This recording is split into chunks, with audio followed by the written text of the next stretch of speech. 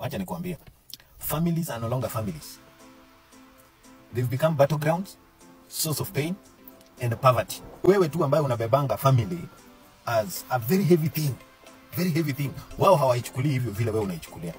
Kwa hiyo kitu unaita family, watu wanachukiana ajabu. Brothers are up against other brothers, sisters. Uncles zako hawakupendi, aunti zako hawakupendi. Yani ukiwa so lucky, kwa hiyo kitu yenyu unaita family hiyo ambao mnasemanga mko related in blood. Wale watu ambao wanakuenzi ama wanakuazia mema ama wanakutakia mema ni wachache sana. Nikwambia, blood is no longer thick than water. It's no longer thick. Hata mwenye alisema hiyo upuzi sijui alikuwa ana compare blood na maji kwa nini. Wacha nikwambie, hawa watu wengi unaona hata wako kwa rehab wakiwa wana go through mental challenges zimetokana na hizo families. Hawa wazee unaona wakienda kwa barabara wakitupa mikono, wamevaa majacket kubwa imeoshwa na maji. Wamechanganyikiwa.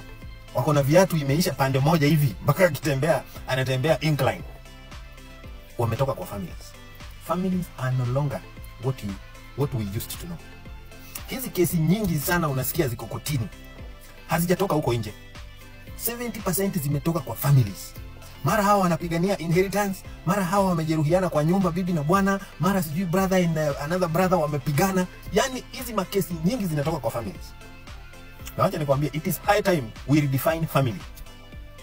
Anyone can be a family, so long as they are aligned to your goals and aspirations.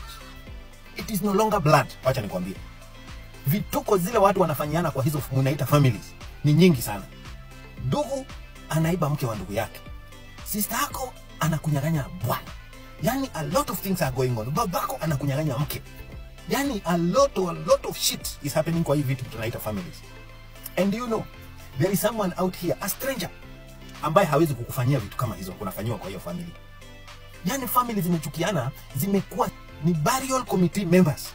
Families mnakutana kwa mazishi peke yake. And it's high time we start rethinking what a family is. Kwa sababu a family should just be an institution where you grow up. Kwa sababu not all are brought up. There is a difference between growing up and being brought up. Wale watu unaonanga wakibehave carelessly, recklessly, those just grew up in that thing you call a family. And those who behave accordingly, they were brought up.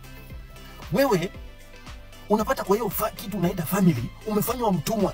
Kwa sababu your father and the other sibling or your mother and your siblings wanaanza kukuchukia just because umeoa na umekata ile msaada walikuwa wanapata. Unapata wameanza kukuchukia just because you are not remitting some revenue back to that family. For instance, unapata a firstborn ambaye maybe amepata kakazi hata kadogo, ana end up poor hata akiwa na hiyo kazi. Kwa sababu sasa anaanza kupewa majukumu ya baba, na baba ako hapo na mke wake. Hawataki kuchunga watoto wao. Sasa huyo firstborn anaachiwa hiyo mzigo yote. By the time yule lastborn anakuwa mtu mzima, huyo firstborn ameisha. Hata ukimwangalia na uangalia babake ni kama wanatoshana age. Kuisha kabisa. Yani families have become a pain and a thorn in the flesh. Unapata saizi hata mzazi, yani kuanza family, it's like a punishment, lifetime punishment. Unapata mzazi ameanzisha familia, going forward wakifikiria mambo yatakuwa mazuri pale mbele, tena inakuwa wasichana wao na wao vijana wao pia wanazaa, wanawaletea watoto. Yani wanaendelea kulea mpaka mwisho. Wasichana na hawa vijana wote wanapotelea town, wanaachia wazazi wazee watoto. Mzazi analea, unakutana na mama town mzee na amebeba mtoto. Shida tupu. It has become a lifetime punishment. Unaenda huko kijijini unapata mama na mzee yake hapo wamezeeka na wako na watoto kama 10. Wameachiwa hapo na vijana. Wale vijana wako huko town wanavuta bangi na kupiga sherehe. Yani it has become a punishment ambayo hata hawezi define. Families are no longer families, and we should redefine families as just an institution where you grow up and then you go. Ni kama ile nursery, unapanda miche alafu sasa unaitransplant, unaipeleka mahali inafaa kukulia, na hiyo mche hairudingi kwa nursery tena. Ni kama institution ile ambayo ulisomea. Wewe haushindangi ukirudi kwa hiyo institution. If you went to a university, you don't belong there. You only went there for knowledge. And now that you are knowledgeable, you exit.